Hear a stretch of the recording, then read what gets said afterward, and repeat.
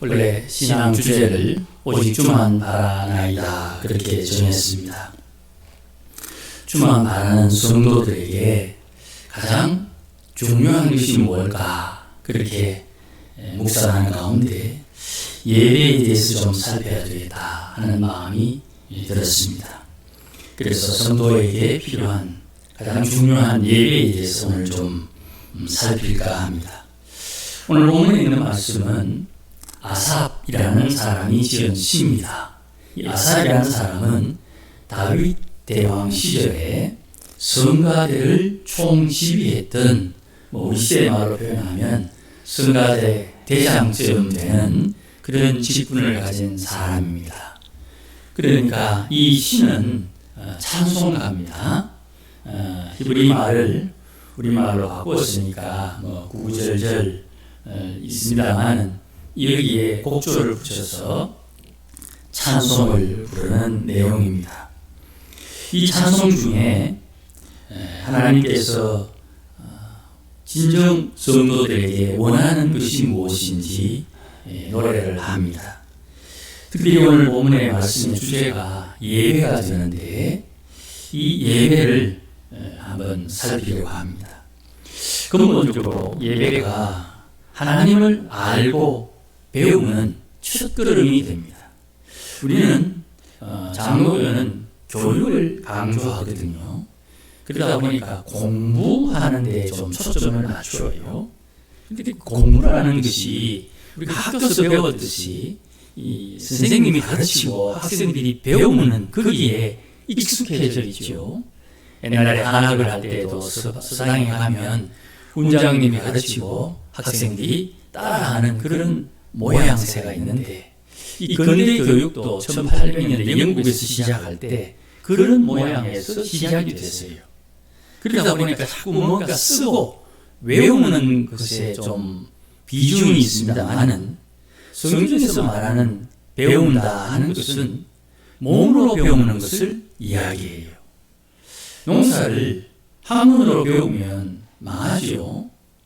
몸으로 배워서 지금 이때에는 뭘 해야 되고 하는 것을 날짜, 또 달력, 바람, 또 이 자연의 이치를 따라서 자연스럽게 알고 그때 맞추어서 하는 것이 적절한 것처럼 하나님 앞에 예배를 통해서 하나님을 알고 배우는 것은 이 몸으로 배우는 것이 그래서 예배를 통해서 하나님의 인도를 받고 사명을 받고 그 사명에 순종하게 되는 것이 하나님을 알고자 하는 마음이 예배를 드림으로 충족되는 것입니다. 예배 중에 복음이 선포되고 예배 중에 성령님의 운행하심으로 각자가 다른 사명을 받습니다. 그리고 예배 중에 각자 하나님께서 기뻐하는 뜻을 발견해서 각자 자발적 헌신으로 하나님을 섬기는 것입니다. 이 예배는 하나님 앞에 드리는 가장 성도의 기본적인 응답이 되는 것이에요. 엄밀하게 말하면 예배는 하나님의 백성들만 드리는 것입니다. 하나님의 백성들은 하나님과 언약한 사람이거든요. 약속했다 이 말입니다. 성도는 하나님의 언약, 약조에 기초한 사람들입니다. 이 약속의 방법이 오늘 본문에 나오듯이 제사를 통해서 약속하는 것이에요. 그러니 하나님의 언약을 마음의 양식, 재산으로 삼는 사람이 성도라고 할 수 있습니다. 내가 교회에 다닌다 할 때에 세상 사람들은 이 교회의 내부를 잘 모르기 때문에 그냥 교회에 다닌다, 절에 다니는 것처럼 교회에 다닌다에 초점을 맞추지만 성도들은 교회에서 예배를 드린다 여기에 초점을 맞추는 거예요. 만약에 믿지 않는 사람이 예배에 참여했다 합시다. 믿지 않는 사람이 예배에 참여할 수는 있지만 그 믿지 않는 사람들은 하나님 앞에 예배를 드리지는 않습니다.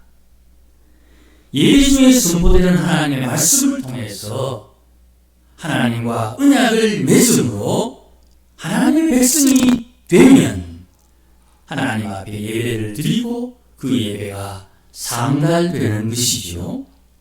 그래서 예배를 한 번 드리고 언약을 맺어 구원받을 수도 있고, 자주 예배를 드려도 핵심 하나님과 언약을 맺지 못하면 구원이 없는 거예요.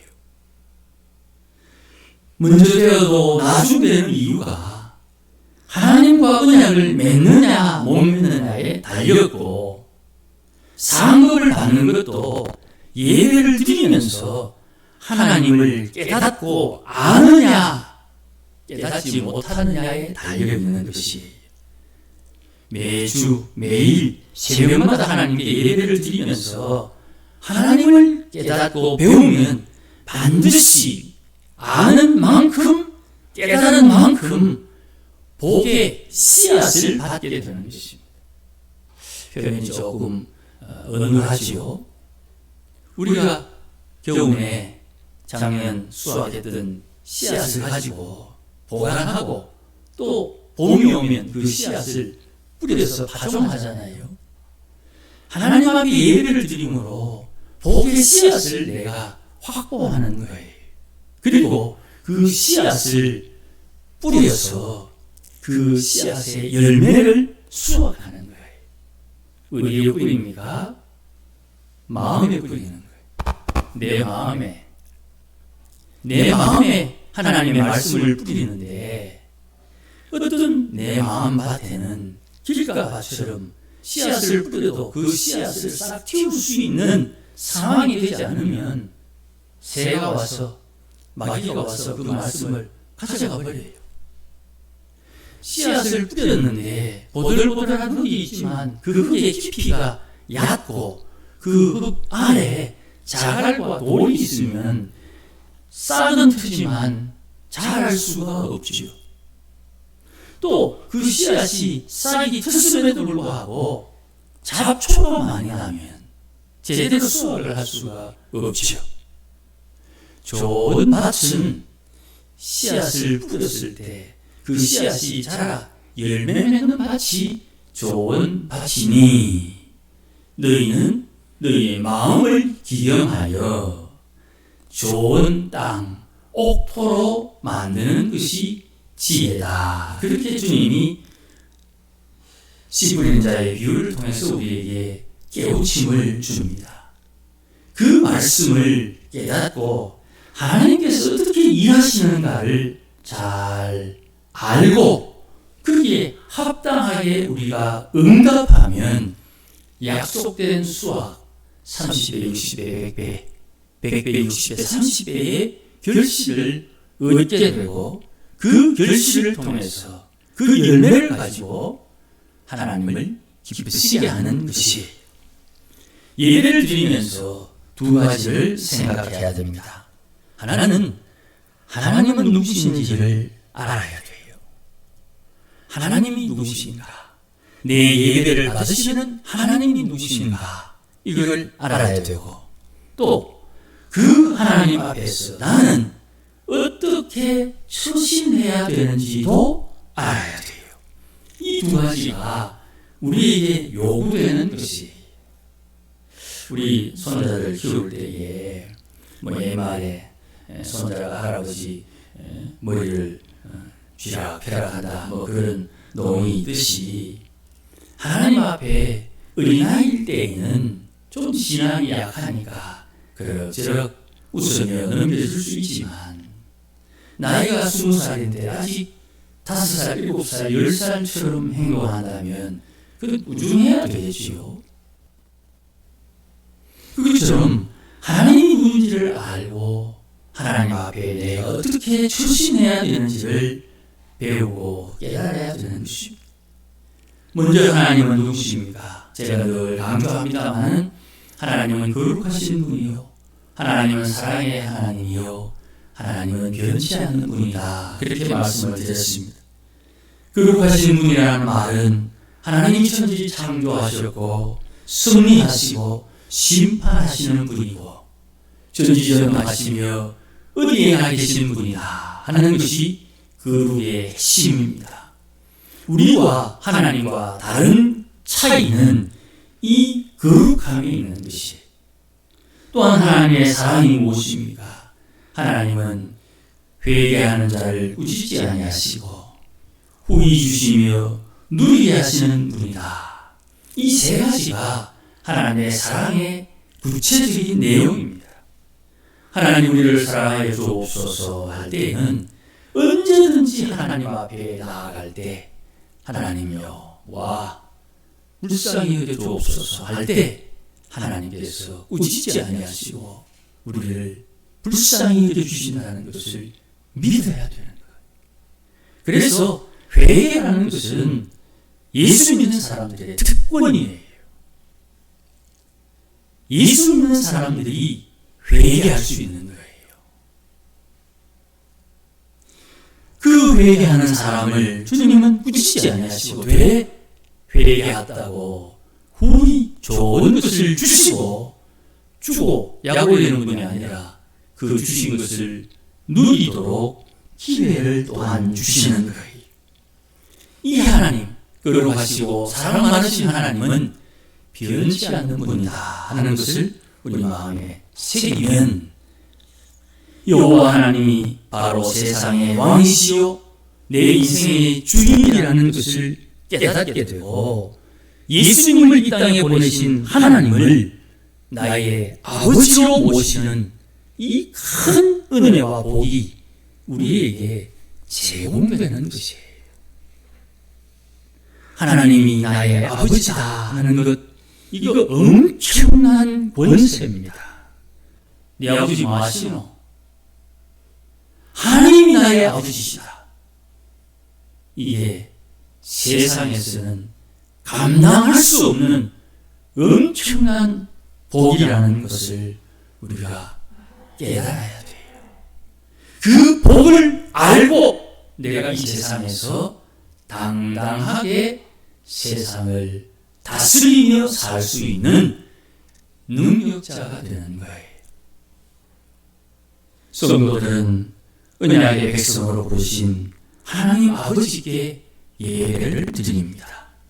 그리고는 이 예배를 통해서 하나님은 그의 백성들을 심판하신다 그랬어요. 오늘 보면 4절 말씀에 하나님이 자기의 백성을 판결하시려고 위하늘과 아래 땅에 선포하여 이르시되 나의 성도들을 내 앞에 모으라. 그들은 제사로 나와 언약한 이들이니라 하시도다. 하늘이 그의 공의를 선포하리니 하나님 그는 심판장이시미로다. 하나님은 우리를 심판하시는데 하나님 앞으로 나오는 성도들은 하나님의 판결을 받아 심판을 받습니다. 이 심판이라는 말을 들으면 모든 사람들이 다 두려워해요. 그런데 지난주에도 말씀을 드렸듯이 요한복음 16장에 심판이라는 것은 성도들에게 해당되는 것이 아니고 마귀에게 해당되는 것이다. 세상 인문이 십자가에 흘리신 그 피로 심판을 받았으니 너희는 나의 백성들 성도들은 세상에서 당하는 어려움과 고난 그거 심판 아니다. 심판 아니다. 그것을 복이라고 믿어라 우리에게 요청하시는 거예요. 그래서 고난은 축복인데 고난이라는 탈을 쓴 축복이에요. 예배의 근본은 이것입니다. 하나님은 우리를 심판하신다. 너는 심판의 자리에 나갈 수 있느냐? 예, 나는 하나님 앞에 심판받으러 나왔습니다. 옳고 하나님 앞에 심판받으러 나온 것을 보니 너는 나의 백성이구나 하는 하나님의 평가가 따라온다 이 말이에요. 근데 이 내용을 모르면 하나님 심판한다. 아이고 무서워라. 하나님 앞에 가가지고 내 허물과 죄가 다 덜추어지게 되면 아이고 쪽팔릴 텐데 아이고 두려워라 하나님 앞에 예배 못하겠다. 이거는 하나님을 몰라서 그렇고 믿음이 없어서 그렇고 하나님의 사랑이 어떤지를 전혀 이해하지 못하기 때문에 그래요. 누가복음 말씀 제가 종종 드리지 않습니까? 누가 하나님을 사랑할 수 있습니까? 누가 하나님을 더 사랑합니까? 용서받은 만큼 하나님을 사랑하는 것입니다. 용서받은 만큼 하나님을 더 사랑하는 거예요. 어떻게 용서받습니까? 회개함으로 용서를 받는 거예요. 그런데 맨날 회개하라고 말하나 그게 교회입니다. 교회 외에 어디서 회개하라 그럽니까? 절집에서 회개하라 그러겠습니까? 향교에서 회개하라 그러겠습니까? 교회에서 회개하라 그러는 거예요. 그 회개를 마음에 받아 주 앞에 회개하면 하나님께서 우리의 허물과 죄를 용서하시며 깨끗한 우리에게 복을 주시는 거예요. 심판을 받는 예배의 자리에서 나는 어떻게 처신해야 되는가? 이것을 스스로 하나님 앞에 잘 배워야 되는 것이. 예배라는 것은 누가 하지? 하나님이 누구신가? 나는 어떻게 처신해야 되는가? 이게 예배의 핵심이고 그 방법이 회개에 있는 것이. 하나님의 심판은 언제나 두 가지입니다. 하나는 하나님의 말씀을 듣고 회개하여 구원을 얻는 것과 하나님의 말씀을 받고 저주를 받는 거예요. 하나님의 말씀을 받았는데 어떻게 저주를 받습니까? 오늘 본문 말씀에도 언급합니다. 하나님의 구원을 받는 방법은 회개에 있고요. 하나님의 저주를 받는 방법은 하나님의 말씀을 무시하는 거예요. 회개하는 사람들은 7절에서 15절 사이에 하나님 앞에 회개하고 돌이킴으로 하나님 앞에 복을 받고, 하나님을 무시하는 사람들은 16절에서 21절 사이에 나온 말씀처럼 하나님 앞에 악을 행하게 돼요. 율법에 따르면 예배하는 사람은 반드시 하나님 앞에 예물을 가지고 와야 됩니다. 빈손으로 오면 안 돼요. 하지만 하나님께서 빈손으로 오지 말고 예물을 가지고 오라고 하는 본심이 무엇인지 알아야 돼요. 왜 하나님이 뭐라도 가져오라 하느냐? 하나님의 본심은 재물에 있지 않아요. 값없는 제사, 희생 없는 예배를 하나님은 물리치시기 때문에 우리가 하나님 앞에 받은 그 은혜에 무언가를 지불하기를 하나님은 요구하시는 거예요. 그러니 무언가 지불하는 데 초점을 맞춰야 되는데 그 재물이 많으냐 적으냐 크냐 작으냐 여기에 우리의 마음이 빼앗기게 되면 온전한 예배가 안 되는 것이죠. 우리가 하나님께 드리는 것의 경중에 따라 우리를 책망하지 않습니다. 하나님 앞에 무언가를 가지고 왔느냐 아니냐 그것이 중요한 것입니다. 또 이것을 무엇을 가져왔다 하는 것을 돈이다 아니다 이걸로 또 생각하는 사람들이 있어요. 지금 우리 시대는 자본주의 시대이기 때문에 돈을 중요하게 여기지만 예전에는 그러지 않았죠. 요즘은 좀 뜸합니다만은 우리 교회도 성미를 드렸잖아요. 그 성미 그것 하나님 앞에 드리느냐 아니냐, 좋은 쌀이냐 좋지 않은 쌀이냐 그것 따지지 않죠. 우리가 하나님께 드리는 것의 경중을 따라 우리를 책망하는 것이 아니고 성도들의 희생, 헌물을 통해서 감사의 고백이 있느냐 여기에 하나님의 마음이 있는 거예요. 내가 하나님 앞에 봉투에 예물을 준비해서 드리는 이 작은 금액, 이 동전 몇 개가 감사의 고백이냐 아니냐를 하나님은 보시겠다는 거예요. 그러니 감사로 하나님께 제사를 드린다 하는 말은 말로 떼는 게 아니에요. 하나님께서 일하시는 흔적에, 하나님이 도우시는 손길에, 하나님께서 베푸신 그 구원의 은혜에 응답하는 것이 감사라는 말이에요. 그래서 감사의 표현, 감사의 찬양, 감사를 묵상하는 응답으로 서원이라는 것이 나오는 거예요. 지금은 못해요. 그러나 하나님 기회가 되고 복이 오고 은혜가 오면 이 일을 내가 하나님 앞에 행하겠습니다 하는 결심, 그 서원이 자연스럽게 나오는 거예요. 하나님께 제사를 드리고 예배를 드리고 받은 은혜에 감사로 응답하면 성도의 마음에 자발적으로 생기는 본심, 작정, 결심으로 서원을 하게 되고, 서원을 했다면 그 서원을 지켜 갚으면서 하나님 앞에 기도하지 않겠습니까? 하나님 주신 은혜에 감사하여 내가 서원하고 이 서원한 것 주 앞에 순종합니다.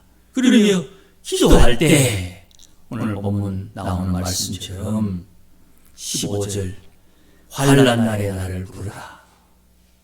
환난이 있을 때에 나를 부르라. 내가 너를 건지리라.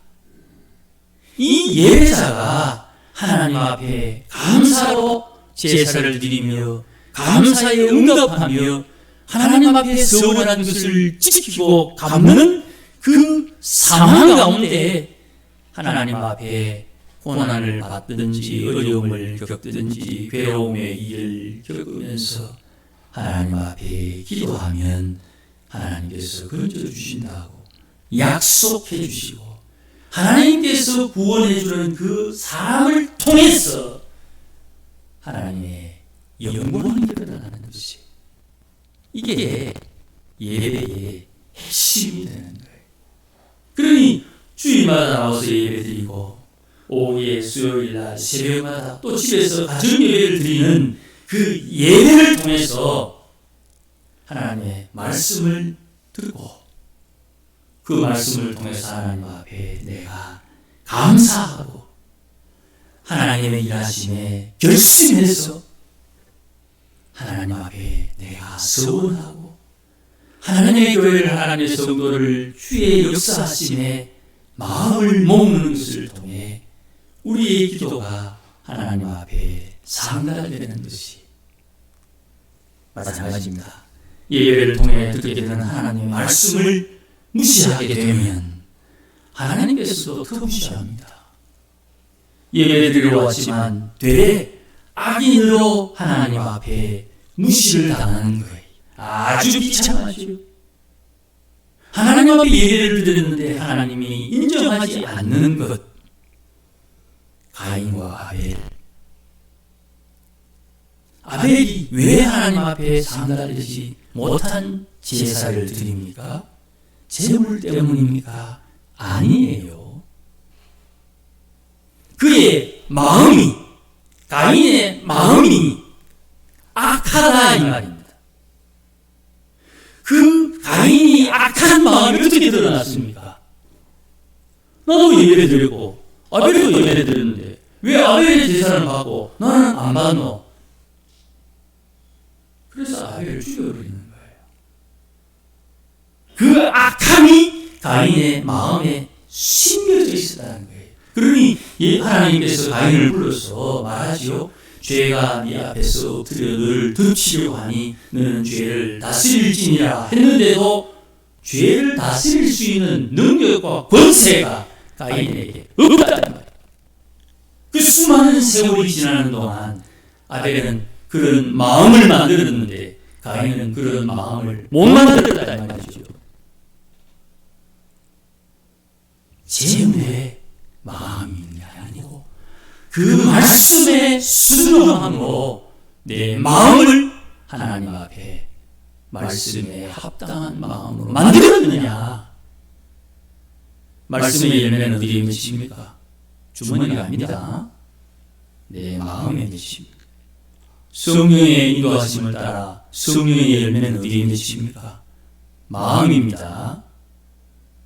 손을 뻗치면 능력이 나오는데 성령의 열매가 맺히는 게 아니에요. 내 마음에 맺히는 거예요. 내 마음에 맺힌 말씀의 열매, 성령의 열매를 가지고 주님께서 주의 일에 공회 내놓으라고 할 때 내놓을 것이 없으면 책망을 받고 내놓으면 복을 받는 것이에요. 하나님을 말씀을 들었으나 말씀을 무시하는 악인 그들에게 하나님이 책망합니다. 네가 어찌하여 내 율례를 전하고 내 언약을 네 입에 달고 있느냐. 하나님의 말씀을 무시하는 사람은 하나님의 말씀을 전하는 것도 저주라. 아이고 내가 복음을 전했다, 예수 믿으라고 전했다, 그게 하나님 앞에 복 받는 줄 알았더니 그가 하나님의 말씀을 무시하면서 전도해도 그건 하나님 앞에 저주가 되는 거예요. 뭐 이런 법이 다 있습니까?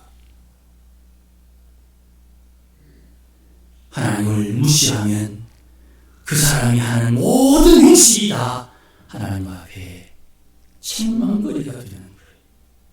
우리가 생각할 때 잘하는 일도 책망거리고, 우리가 생각할 때 혹 실수하는 것도 책망거리고, 하나님의 말씀을 어떻게 대하느냐에 따라 달라지는 거예요. 에이, 그래도 우리가 하나님이 열심히 했는데, 21절 말씀, 네가 이렇게 행해도 내가 잠잠하였더니 네가 나를 너와 같은 줄로 생각하는도다. 묵상할 게 많습니다. 내가 죄를 지어도 하늘로부터 벼락이 떨어지지 않으니 하나님 나를 인정하는 것 같다. 그런 생각하면 안 됩니다.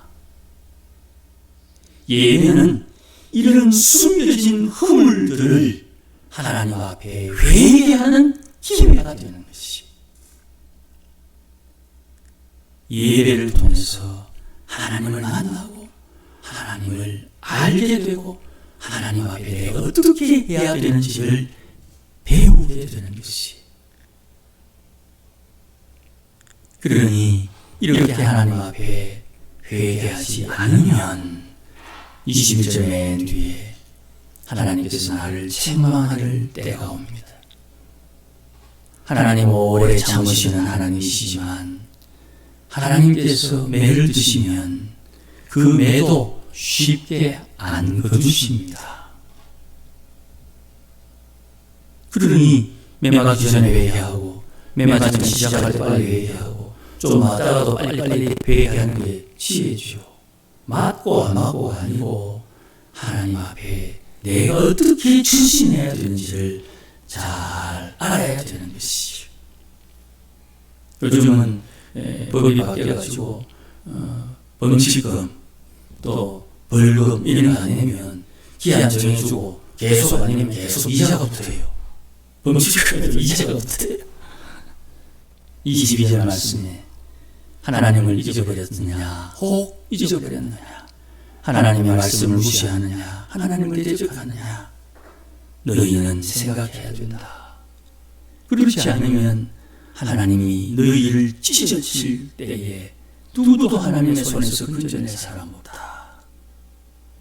찬송 중에 울어도 못하네 같은 찬송이 있죠. 운다고 되는 게 아닙니다. 가슴 친다고 되는 게 아닙니다. 하나님의 교회는 하나님이 주인이시고 교회의 머리는 주님이십니다. 하나님께서 역사하시고 하나님께서 다스리시며 주님께서 통치하십니다. 거기에 우리는 감사로 하나님 앞에 나아가며 하나님을 영화롭게 하는 하나님의 사람들이 되어야 됩니다. 그러나 우리 실상은 그렇지 않지요. 부족하고 연약하고 잘한다고 했는데도 여기에 저기에 뭔가 모자란 것이 드러나고 깨닫게 되지요.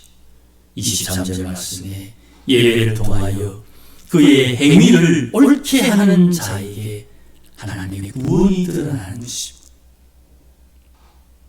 이 말씀은 지위보화를 막론하고 누구든지 육신을 입은 사람들은 다 자, 이 말씀 앞에 고개를 숙여야 됩니다. 하나님의 말씀입니다. 하나님의 말씀 앞에 내가 어떻게 추진하느냐, 이것이 하나님 앞에 어떤 대접을 받느냐 결정이 나는 것입니다. 하나님 앞에 드리는 예배 떠나게 하지 않기를 바라고, 할 수만 있으면 하나님 앞에 자주 예배를 통해서 하나님이 약속하신 것을 마음에 잘 받아 저장해서 하나님의 약속, 그 언약 백성으로 사는 우리 모두가 되어야 되는 것입니다. 예배에 함께해 주신 여러분들에게 감사를 드리고, 이 예배를 통하여 하나님을 기뻐하는 우리 모두가 되시기를 주의 이름으로 축복합니다. 기도하십시다. 주님, 고맙습니다. 얼마나 부족한지 우리도 아는데 하나님 어찌 모르시겠습니까? 주님, 부족한 사람들 주의 교회로 불러주셨으나 부족하기에 하나님의 교회도 부족하고, 하나님의 교회가 하는 일도 부족하고, 하나님의 교회 안에 일어나는 여러 가지 사건들도 부족함의 열매인 줄 압니다.